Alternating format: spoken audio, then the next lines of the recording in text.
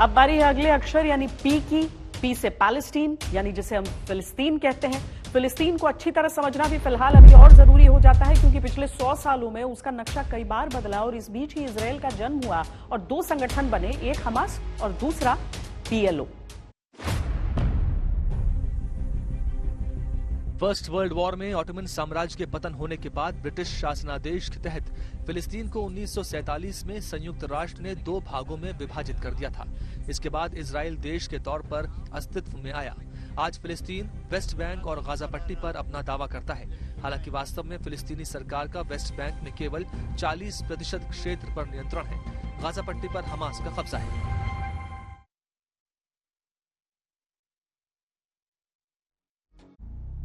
Hamas ने हाल ही में America के 2 नागरिकों को रिहा कर दिया। बताया जाता है कि इस रिहाई में कतर ने मध्यस्थ की भूमिका निभाई।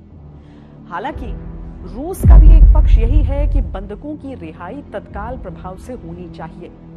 वैसे इस जंग में सिर्फ फिलिस्तीनी ही मुश्किल में नहीं पड़े, बल्कि कुछ सेटलर्स भी हैं। ये वो यहूदी हैं जो गाजा में ही रहते आए हैं। इन समस्याओं को हर कोई सुलझाना चाहता है, इसीलिए दुनिया के कई राष्ट्राध्यक्ष इजराइल की आर्थिक राजधानी टेल अवीव में जुट चुके हैं और कई बड़े नेता आने का प्लान बना चुके हैं।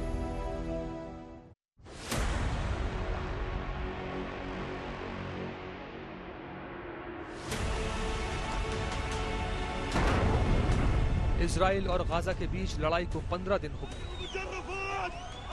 हमास के आतंकियों ने बड़ी संख्या में इजराइल समेत दूसरे देशों के नागरिकों को बंधक बनाकर रखा है। दुनिया के कई देश बंधकों को छुड़ाने की कोशिशों में लगे, लेकिन अब तक सिर्फ 2 अमेरिकी नागरिकों को रिहा किया गया है और वो भी कतर की मध्यस्थता के बाद।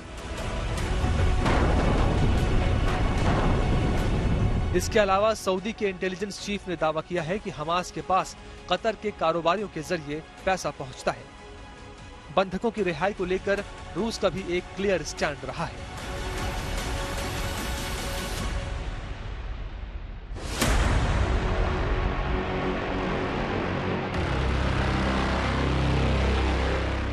शीत युद्ध के दौरान इजराइल फिलिस्तीन संघर्ष में सोवियत संघ ने फिलिस्तीन और अरब राज्यों के साथ गठबंधन किया था।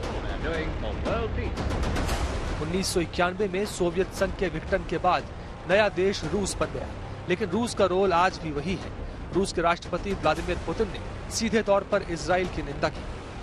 पुतिन ने कहा कि गाजा पट्टी में इजराइल क्रूरता कर रहा है।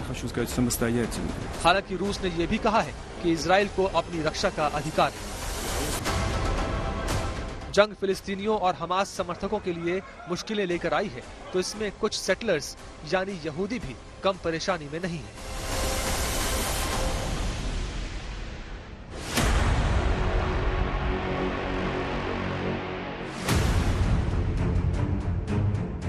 चौदह मई 1948 को दुनिया के नक्शे पर इजराइल आया, लेकिन अरब देशों को इजराइल पसंद नहीं आया। कई बार युद्ध हुए, लेकिन हर बार इजराइल की जीत हुई और हर बार उसे एक बड़ा इलाका मिला। इजराइल की सरकार ने यरूशलेम में भी यहूदियों को बसाया, गाजा में भी और वेस्ट बैंक में भी, ताकि मुसलमानों से ज्यादा यहूदियों की संख्या हो सके। दुनिया भर से लाखों यहूदियों को अलग अलग ऑफर देकर बुलाया गया। ये सारे यहूदी फिलिस्तीनी इलाकों में रहते हैं, लेकिन इजरायली कहलाते हैं। क्योंकि इन्हें बाहर से लाकर बसाया गया है, इसलिए इन्हें सेटलर्स भी कहते हैं। हैरान करने वाली बात यह है कि सारे सेटलर्स के पास इजराइल का पासपोर्ट होता है, फिर चाहे वो फिलिस्तीनी इलाके में ही क्यों न रहते हो।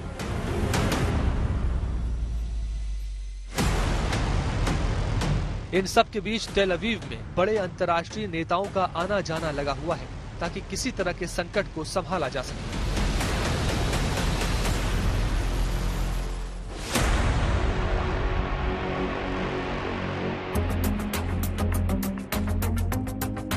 टेल अवीव दुनिया के सबसे महंगे शहरों में से एक है। पिछले 7 सालों से ये हमेशा टॉप 5 में रहता है। दुनिया टेल अवीव को इजराइल की राजधानी के तौर पर जानती है, लेकिन इजराइल अपनी सरकारी वेबसाइट पर भी यरूशलेम को राजधानी मानता है। 17 मई 2015 को इजराइल ने ऐलान किया था कि टेल अवीव व्यापारिक राजधानी है, जबकि ऑफिशियल कैपिटल यरूशलेम है।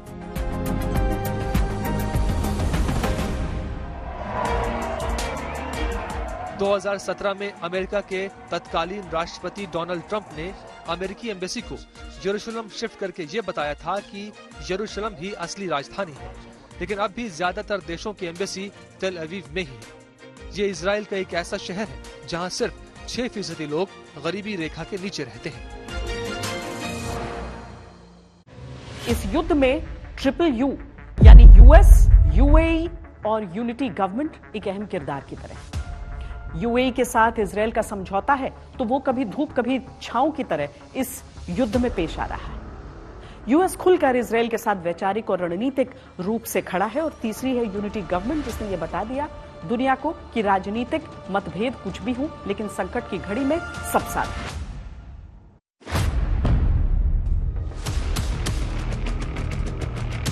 जंग के बीच अमेरिकी राष्ट्रपति जो बाइडेन कुछ दिन पहले इजराइल पहुंचे। बाइडेन इजराइल के साथ मजबूती से खड़े नजर आए। उन्होंने हमास को आतंकी संगठन आईसिस से भी खतरनाक बताया। अब अमेरिका ने इजराइल को सैन्य साजो सामान की मदद पहुंचानी शुरू कर दी है। अमेरिका के मालवाहक विमान में बख्तरबंद गाड़ियां इजराइल को भेजी गई हैं, ताकि जमीनी हमले की सूरत में इजराइल की सेना के हाथ मजबूत संसाधन रहे। उधर इजराइल को यूएई का भी कुछ हद तक साथ मिला है। यूएई ने हमास के हमले की खुलकर आलोचना की है। यूएई इजराइल अब्राहम समझौते पर हस्ताक्षर कर चुका है, लेकिन बढ़ते तनाव के बाद उसने भी मुस्लिम देशों से नजदीकियां बढ़ानी शुरू कर दी है।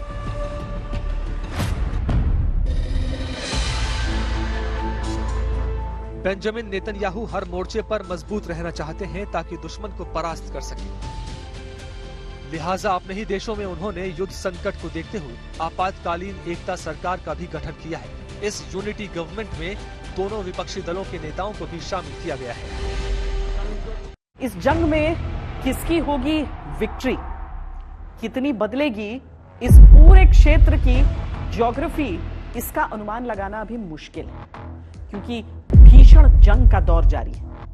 इस जंग का क्या है वो एक्स फैक्टर जो पूरे युद्ध का रुख बदल सकता है।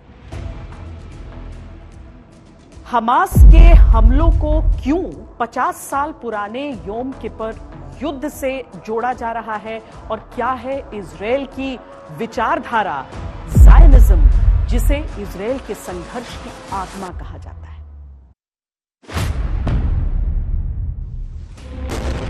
हमास और इजरायली सेना दोनों एक दूसरे पर 7 अक्टूबर से हमला कर रहे हैं। इजरायली सेना के सामने हमास बहुत कमजोर है, लेकिन इसके बावजूद लगातार रॉकेट से हमला कर रहा है।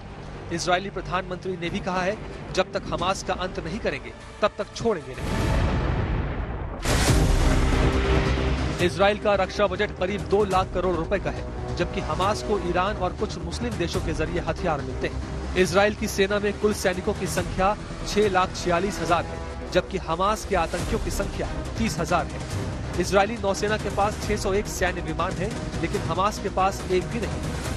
इजराइल के पास मल्टीपल रॉकेट सिस्टम की संख्या 300 है, जबकि हमास के पास 80 बताए जाते हैं। इजराइल की ताकत को देखकर ये हर कोई जानता है कि आखिर में जीत इजरायली सैनिकों की ही होगी, लेकिन ये कब होगी कोई नहीं जानता।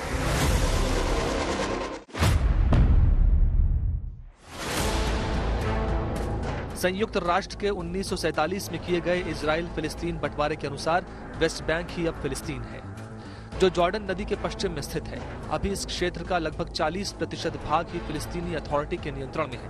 शेष हिस्सा इजराइल के पास है। इसकी सीमा उत्तर, पश्चिम और दक्षिण में इजराइल और पूर्व में जॉर्डन से लगती है।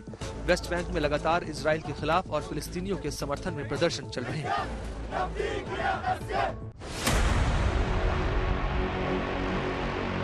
इजराइल ये सालों से जानता है कि उसकी मौजूदगी अरब देशों को खटकती है, और वो ये भी जानता है कि अगर हमास के साथ ये युद्ध ज्यादा लंबा चलता है तो कई फ्रंट खुल सकते हैं। इजराइल के तेवर साफ हैं।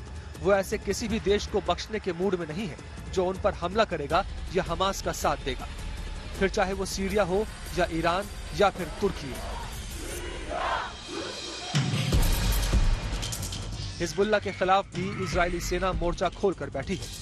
अगर इजराइल बदले की कार्रवाई जारी रखता है तो दूसरे देश भी इसमें शामिल हो सकते हैं, जिससे संघर्ष का दायरा बहुत ज्यादा बढ़ सकता है।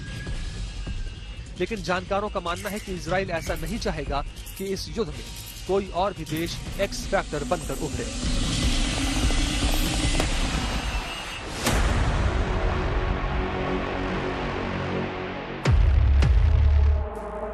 हमास ने इजराइल पर 7 अक्टूबर को अचानक हमला शुरू किया। महज 20 मिनट में ही 5000 रॉकेट दागे गए। हमास ने दक्षिणी इजराइल में घुसपैठ करके सैकड़ों लोगों को मारा भी।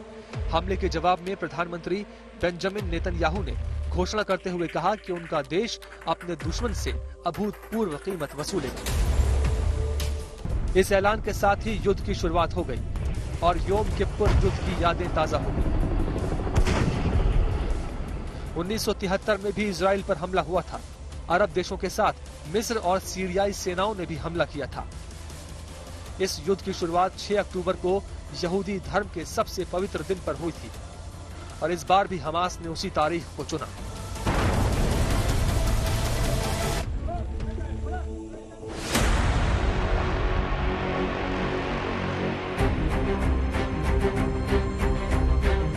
यहूदीवाद को आसान शब्दों में समझें तो ये यहूदियों का, यहूदी संस्कृति का राष्ट्रवादी राजनीतिक आंदोलन है जो इजराइल के ऐतिहासिक भूभाग में यहूदी देश की पुनर्स्थापना का समर्थन करता है।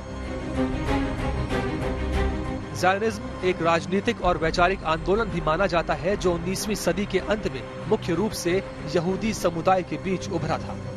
आंदोलन का उद्देश्य यहूदियों को फिलिस्तीन में उनकी मातृभूमि में लौटाना था जो पहले ऑटोमन साम्राज्य के नियंत्रण में था। दूसरे विश्व युद्ध से पहले यूरोप में जब यहूदियों के खिलाफ अत्याचार के मामले बढ़ने लगे तब इस आंदोलन से लाखों लोग जुड़ने लगे। आंदोलन का एक ही मकसद था, यहूदियों के लिए अपना देश। 1948 में इजराइल का निर्माण हुआ और आज भी यहूदियों के लिए ज़ायोनिज़्म एक वैचारिक ताकत की तरह है।